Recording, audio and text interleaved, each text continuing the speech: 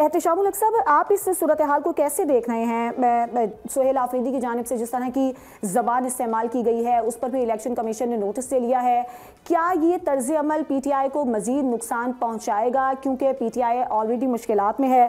फिर दूसरी जानिब बानी PTI से मुलाकात भी ना होने का एक बड़ा अहम मसला है जो कि PTI को दरपेश है। तो PTI का तर्ज अमल मौजूदा हालात में आपको लगता है कि हालात के मुताबिक है या तब्दीली की ज़रूरत है इसमें? के मैं कहूँ को और आदमी के और बात है, लेकिन इनकी पार्टी के अंदर इस तरह की बातें हो रही हैं। लोग सवाल कर रहे हैं कि जी 2 साल हो रहे हैं, बानी PTI अंदर हैं, कोई जिसको कहना चाहिए ना मूवमेंट चल सकी, आपने बड़े सब कुछ करके देख लिया।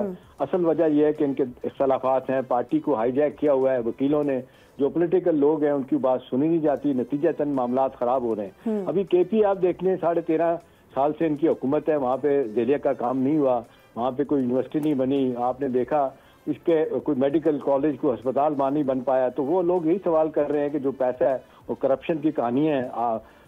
बस ट्रांसपोर्ट का एक प्रोजेक्ट था, वो 20 बिलियन से 100 बिलियन का हो गया, लेकिन अभी भी पूरी तरह नहीं चल पा रहा। तो लोग सवाल कर रहे हैं कि इस तरह तो हमें कोई रिलीफ नहीं मिलेगा।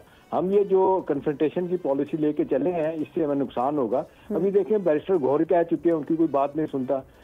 अली जफर भी कह चुके हैं कि ये आप देख लें कि ये वकला है। फिर पॉलिटिकल साइड पे आप देख लें जो लोग हैं, अब जो पार्टी से अलहदा हो गए, अब उनकी बात कुछ लोग सुनते हैं। फवाद चौधरी साहब जो है सियासी आदमी है, शाह मोहम्मद कुरैशी अंदर हैं, जो जेल में लोग इनके लाहौर में हैं, वो कहते हैं जी आप हम भी तो 2.5 साल से जेलों में, हमें तो कोई मिलने नहीं आ रहा, हमसे कोई बात नहीं कर रहा। तो देखें ये इनके लिए अपनी मुश्किलात हैं, ये मुश्किलात ओवरकम होगी जब इनका रवैया ठीक होगा। सब्सक्राइब करें और बेल दबाएं ताकि कोई खबर रह न जाए।